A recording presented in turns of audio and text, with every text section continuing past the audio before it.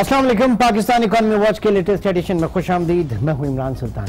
नाज़रीन, gas infrastructure development cess GIDC Pakistan में stake holders जो हैं उनकी बड़ी डिमांड थी कि ये जो है इसकी वजह से उनकी जो कॉस्ट ऑफ प्रोडक्शन, जो कॉस्ट ऑफ डूइंग बिजनेस जो है उसको वो बढ़ रही है, इसको रिलीफ दिया जाए।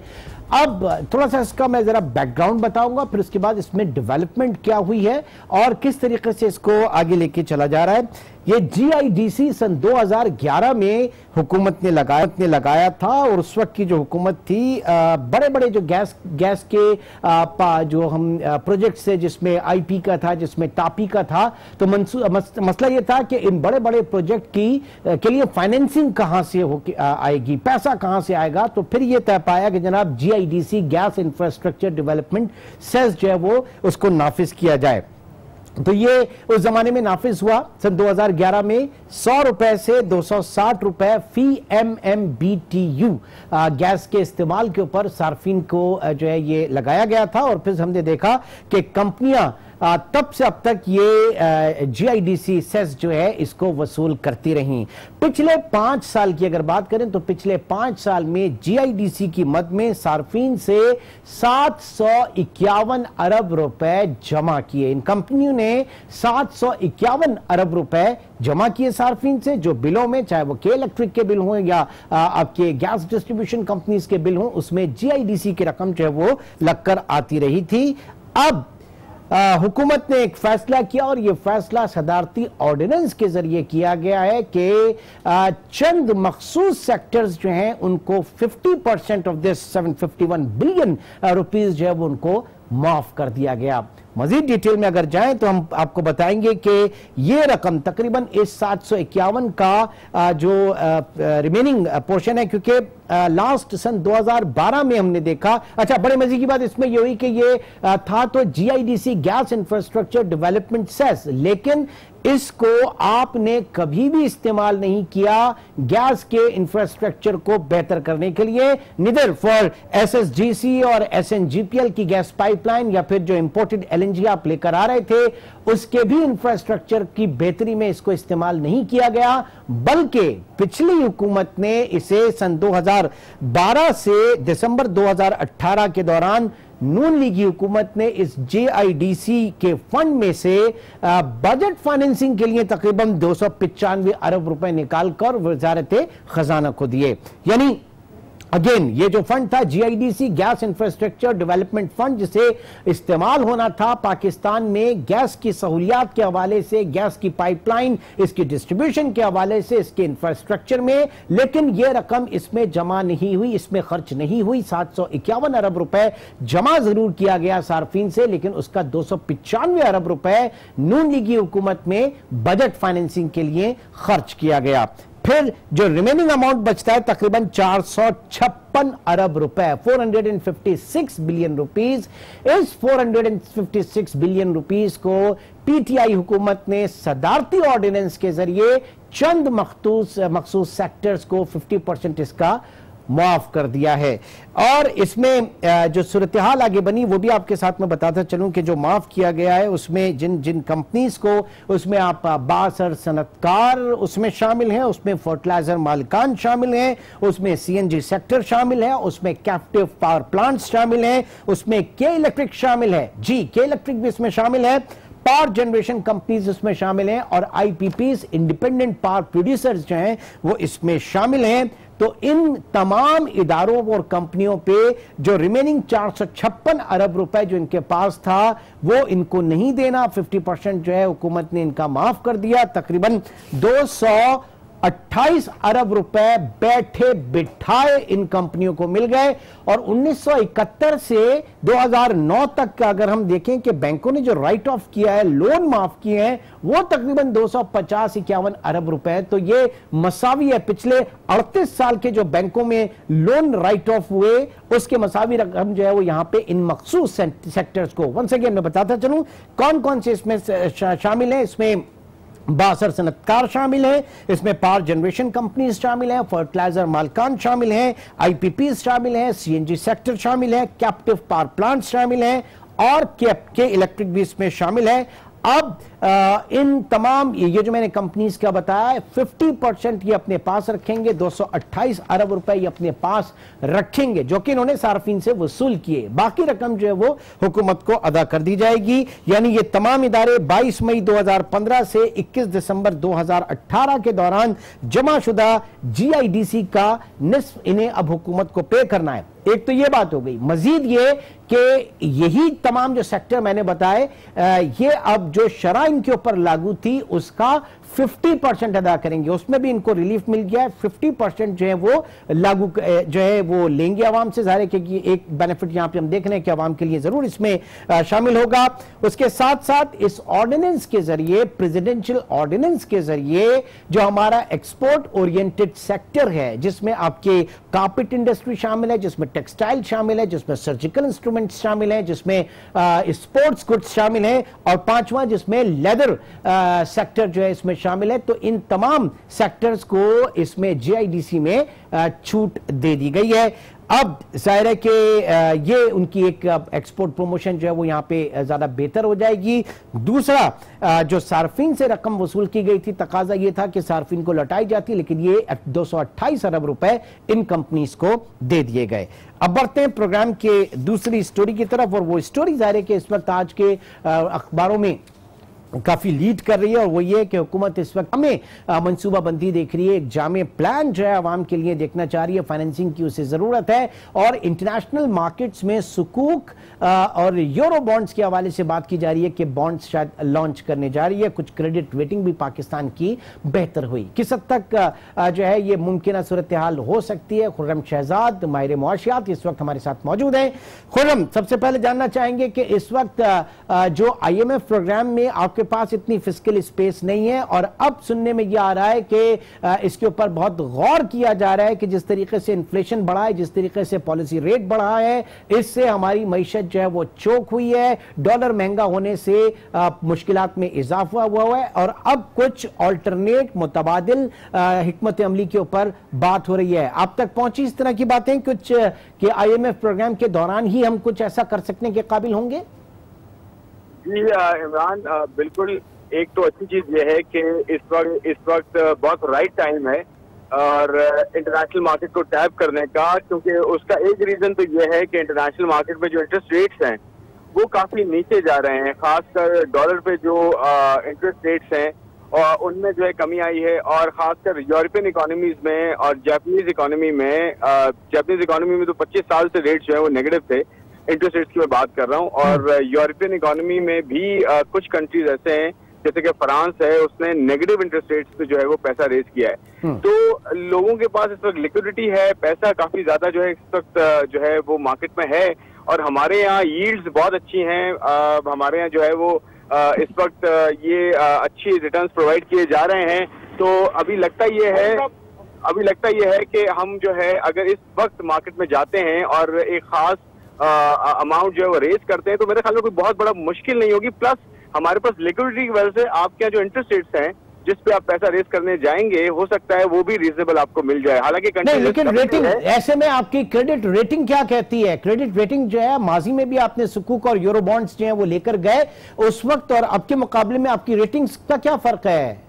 देखिए रेटिंग्स में जो आउटलुक था, एक आध रेटिंग एजेंसी का वो नेगेटिव हुआ था बीच में, जो कि ऑफ कोर्स एक कंसर्न है। लेकिन आज आपने देखा है S&P का जो अपडेट आई है उसमें स्टेबल आउटलुक को जो है रीअफर्म किया है, और रेटिंग भी आपकी B- और B है। तो मेरे ख्याल में उस हिसाब से आपके पास ये बहुत बड़ी डेवलपमेंट है कि आपके यहाँ इतने परसेप्शन इतनी खराब है, हालांकि ग्राउंड रियलिटी शायद इतनी खराब नहीं है जितनी परसेप्शन खराब हो गई है। तो मेरे ख्याल में उससे ये रीइंफोर्स हो रही है चीज कि एक्चुअली ग्राउंड रियलिटी इतनी खराब नहीं है। इसकी वजह से आपकी जो करेंसी की आउटलुक है या फिर आपकी ओवरऑल सवरन आउटलुक है वो स्टेबल है अभी भी। तो ये बहुत बड़ी डेवलपमेंट है कि पाकिस्तान इस पे कैपिटलाइज करता हुआ इंटरनेशनल मार्केट में जाए, और फॉरेन इन्वेस्टर्स को, खासकर हमारे जो डायस्पोरा है इंटरनेशनल मार्केट में, उनको भी टैप करे और लेकर आए। आप देखें इंडिया ये कर रहा है। इंडिया का जो मोदी का अभी विजिट था उसमें उसने बिलियनर्स को साथ बिठा के एक स्ट्रैटेजी डिस्कस की है और उन्होंने उसको सपोर्ट किया है। तो हम क्यों नहीं कर सकते? हमारे पाकिस्तानी बहन भाई बहुत काम करते हैं, बड़ी अच्छी पोजीशंस पे हैं। इवन डायस्पोरा हमारी बहुत बड़ी है। नहीं, लेकिन जो वो जिस डायस्पोरा की आप बात कर रहे हैं उसने पाकिस्तान बनाओ सर्टिफिकेट के अंदर उनका वो इंटरेस्ट नहीं आया। जी हेलो। जी, मैं कह रहा हूं कि जो जी वो पाकिस्तान बनाओ सर्टिफिकेट के अंदर वो इंटरेस्ट नहीं देखा गया पाकिस्तान में। उसकी एक बड़ी वजह देखें ये है कि उसको प्रॉपर्ली मार्केट नहीं किया गया, उसके लिए प्रॉपर्ली रोड शो शायद नहीं किए गए, उसके ऑपरेशनल एस्पेक्ट को सही से जो है बताया नहीं गया और उस पे कॉन्फिडेंस में नहीं लिया गया सही तरीके से, और वो इतनी बड़ी कोई ऑफरिंग भी नहीं थी। लेकिन स्टिल आप अगर सही से उसको मार्केट करने जाते, डैशबोर्ड से मिलते, उनको ऑफिशियल साइट्स का बताते कि किस तरह से इसको प्रोसेस किया जा रहा है, उसमें ऑपरेशनल इश्यूज भी ज्यादा है और उसको सही से मार्केट भी नहीं किया गया, इसलिए वो ऑफरिंग में। तो अभी आप समझते हैं कि यूएस चाइना ट्रेड वॉर जो है पाकिस्तान के लिए एक स्पेस इसमें निकल सकता है, इंटरनेशनल मार्केट्स में पाकिस्तान जा सकता है वहां पर। दूसरा ये बताइएगा खुर्रम, आप क्या समझ रहे हैं, ये सुकूक बॉन्ड की तरफ गवर्नमेंट जाएगी या यूरो बॉन्ड की तरफ जाएगी? दोनों में बुनियादी फर्क क्या होगा?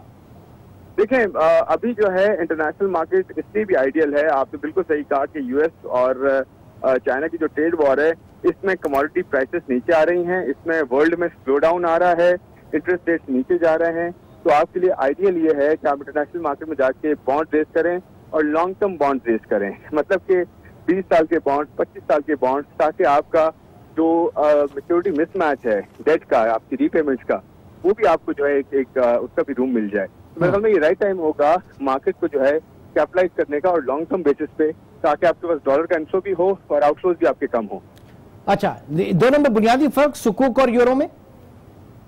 देखिए, सुकूक तो इस्लामिक इंस्ट्रूमेंट है, उसकी बैकिंग पे एसेट्स होते हैं, उससे कैश फ्लो जनरेट होता है, उससे आप जो है उसको फंड करते हैं और उसमें बेसिकली जो है आप, जैसे मैंने कहा कि इस्लामिक बैंक में इन्वॉल्व होते हैं। हाँ, और मेरे ख्याल से कुछ खबरें हैं कि कुछ कंसोर्शियम से बात भी हो रही है, कुछ बात सिलसिला भी जारी है इस वक्त मुज़ाकरात का।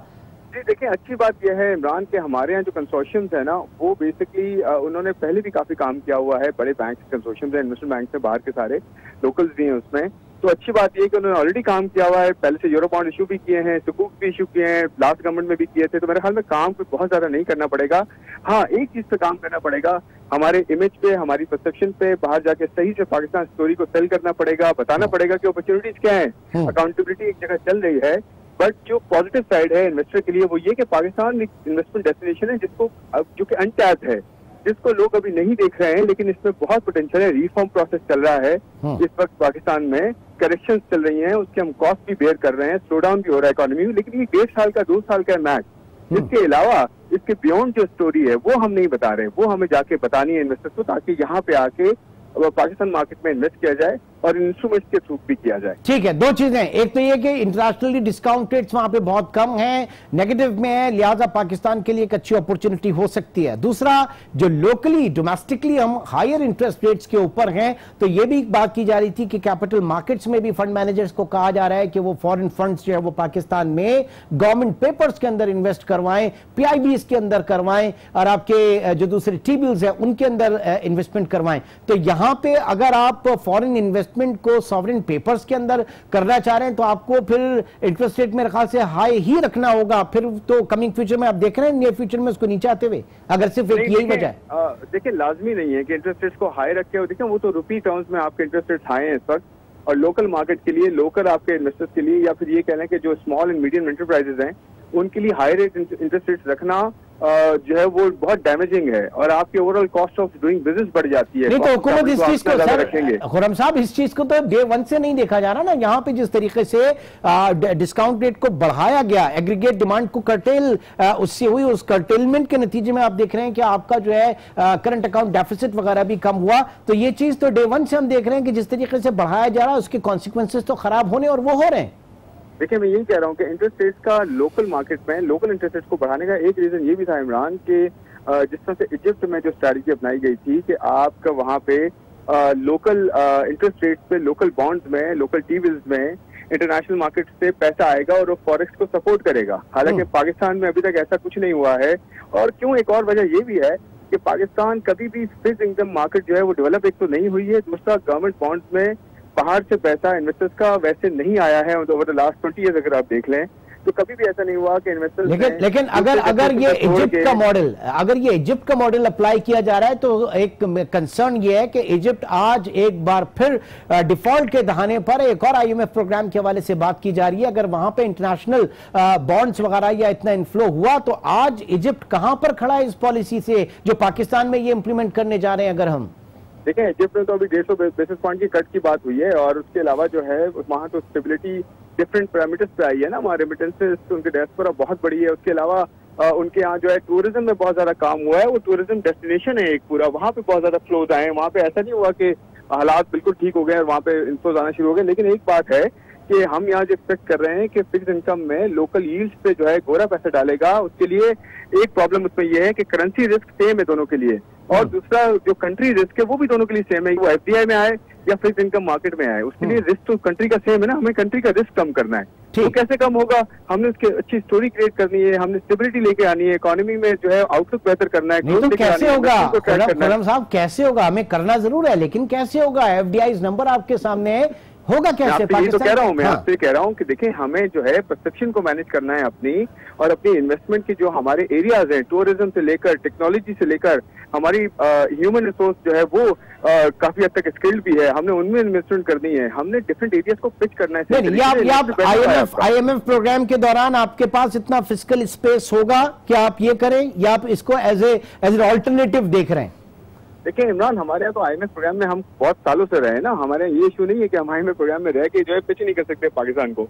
लेकिन पॉइंट इसमें ये है कि हम क्या अपनी डायरेक्शन सही कर रहे हैं, क्या अपनी करेक्शन सही कर रहे हैं, अपनी सब्सिडीज को कम कर रहे हैं, अपने फिस्कल डिसिप्लिन ला रहे हैं, टैक्सेस को इम्प्रूव कर रहे हैं सही तरीके से, एक्सपेंडिचर्स को कम कर रहे हैं, सही जगह पे अपनी जो रिसोर्स बिल्ड करनी चाहिए हम वो कर रहे हैं, इन्वेस्टमेंट जहाँ करनी चाहिए वहाँ कर रहे हैं, नहीं कर रहे। पहले तो अपना हाउस इन ऑर्डर करना है ना हमने, कि अपने टैक्सेस को हम सही जगह यूज कर रहे हैं या नहीं कर रहे, या इनफ रिसोर्स है हमारे पास या नहीं है टैक्स दे रहे हैं। वो अभी एफडीआर उस पर लगा हुआ है और एक करेक्शन पीरियड चल रहा है।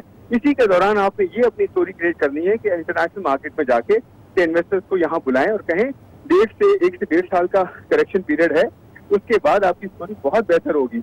इस पे आपने अपनी स्टोरी बिल्ड करनी, तो आई एम श्योर कि इन्वेस्टर यहाँ पे आएगा। ठीक है। And what about the import substitution? बड़ा इस वक्त बात की जा रही है कि कुछ ऑयल आपके मिल्क प्रोड्यूसर्स वगैरह जो हैं, क्योंकि पाउडर मिल्क जो है वो महंगा हुआ, लिहाजा यहाँ पे थोड़ा सा इसके ऊपर काम हो रहा है। इसको हम as a blessing in disguise ले रहे हैं। यहाँ पे इंपोर्ट्स हमारी कर्टेल होने पे इंपोर्ट सब्स्टिट्यूशन के ऊपर काम हो रहा है क्या पाकिस्तान में?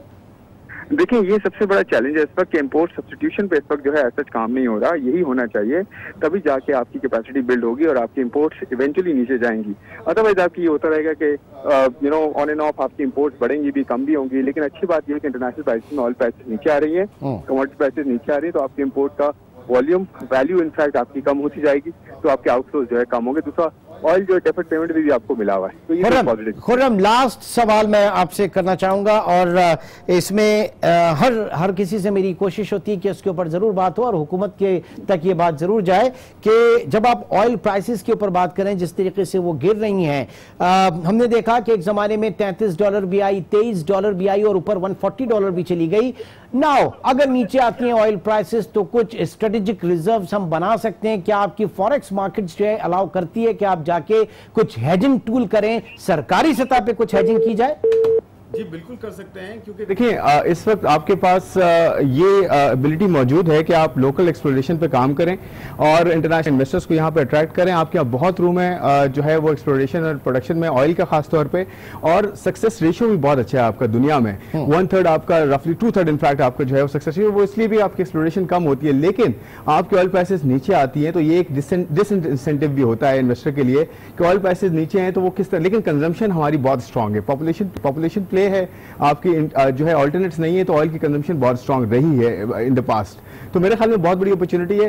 दूसरी बात जो आपने बहुत इंपॉर्टेंट की इमरान, 1/3 हम कंट्रीब्यूट करता है हमारे इंपोर्ट बिल में ऑयल, एनर्जी का बिल। इतना ह्यूज इंपैक्ट है उसका कि ऑयल प्राइसेस नीचे आती है तो हमारा पूरा एनर्जी का बिल जो है वो काफी कम हो जाता है। और ये हुआ भी, आपने अगर करंट अकाउंट डेफिसिट देखा हो सर, मैं ये कह रहा हूं कि सर जब $23 थी, $33 थी, और उसके बाद $140 पर बैरल तक चली गई, हमने क्या किया? दुनिया ने स्ट्रेटेजिक रिजर्व्स बनाए। हम कहीं पे इसको ट्रेड कर सकते हैं, कहीं पे इसको हेज कर सकते हैं। अगर आप फिजिकली ना भी करें तो आपका मर्केंटाइल एक्सचेंज जो है वो आपको इजाजत देता है। गवर्नमेंट जो है सरकारी तौर पे सतह पे कोई हेजिंग हो सकती है या नहीं? हमेशा मिस ही कर देते हैं ट्रेन। ये देखिए, ये बहुत इंपॉर्टेंट पॉइंट है।